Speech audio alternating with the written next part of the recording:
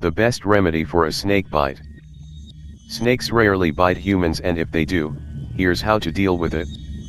This scaly beauty is more afraid of you than you are of it. Pazabe. Snakes have a reputation problem. In both fiction and real life, we frequently hear about life-threatening attacks from these reptiles, but actual venomous snake bites happen far less often than you might think. Researchers estimate that, in the United States, snakes bite about 3,000 to 5,000 people each year. The exact number is hard to gauge, because many bites are mild and require no treatment.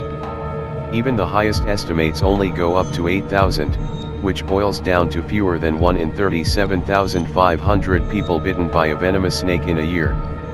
Snake bite deaths are even more rare, with an average of 5 per year in the US. Your chances of death by snake bite are close to 1 in 1,000. Those are pretty good odds, says William Hayes, professor of biology in the Department of Earth and Biological Sciences at Loma Linda University. When we spoke, Hayes was driving to work and warned me that he might have to call back if he saw a dead rattlesnake on the road, because he would have to investigate the cold-blooded creature. We've been taught to fear them, he says. It doesn't help when the media sensationalizes their danger.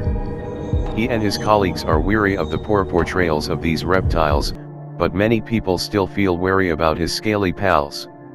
And perhaps for good reason. When they do happen, venomous snake bites are nasty. Even if death is an infrequent occurrence, a bite can cause permanent disfiguration, damage kidneys and joints, and cost more than $500,000 to treat.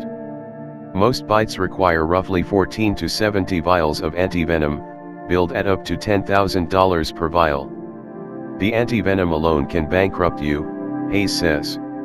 To avoid the issue, you could avoid all contact with the outdoors during the times when snakes are active. Their mating seasons occur during the mild temperatures of spring and fall. But that's a touch over the top.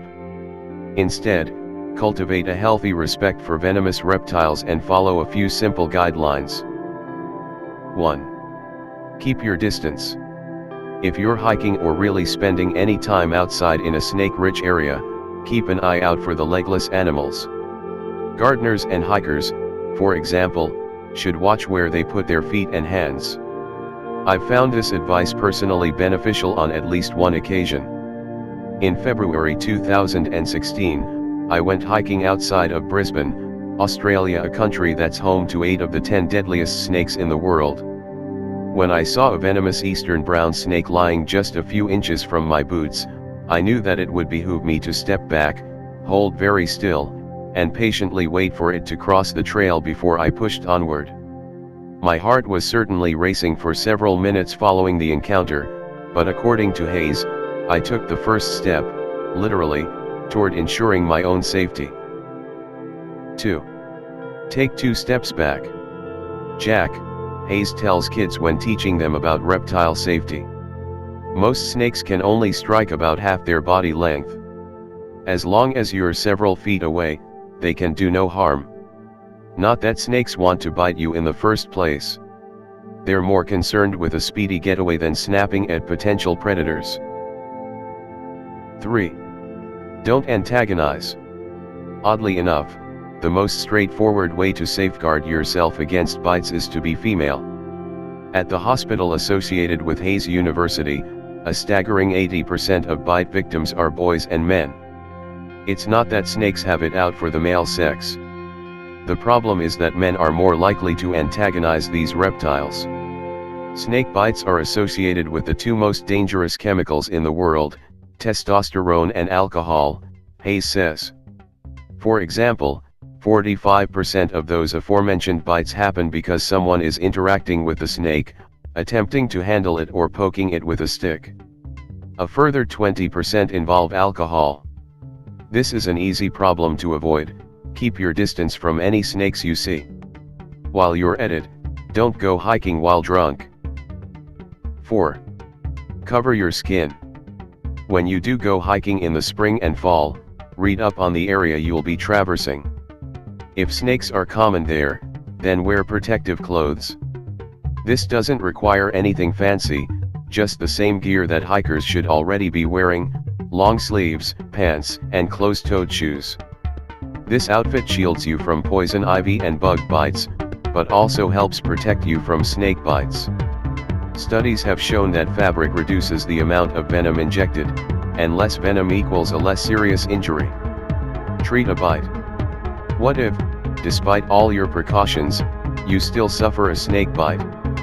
You may have heard about first aid practices like applying cold compresses or electric shocks, cutting and sucking out venom by mouth or with a store-bought extractor, wrapping a tourniquet, or even making a poultice from the snake's head. Here's the thing: none of these remedies work, and they often cause more damage. There's only one viable treatment currently, and that is going to a hospital and getting anti-venom, Hayes says. The longer the venom is in your system, the more damage it can cause to your tissue. That means the sooner you receive treatment, the better.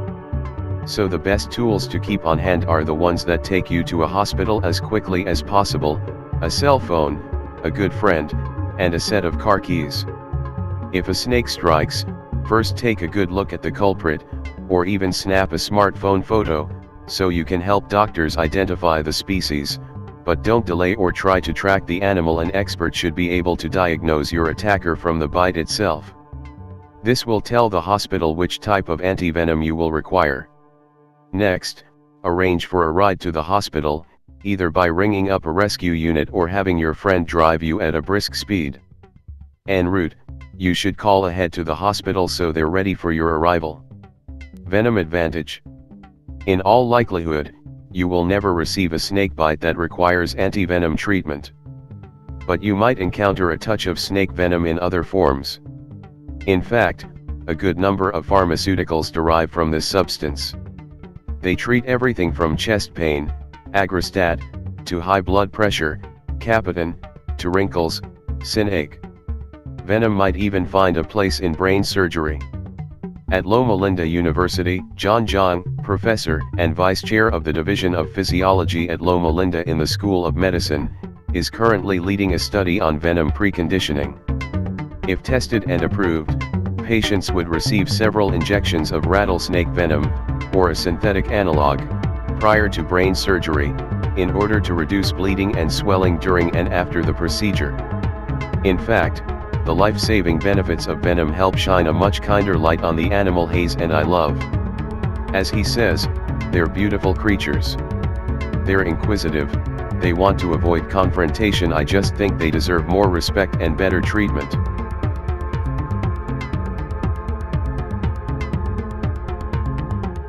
Thanks for watching.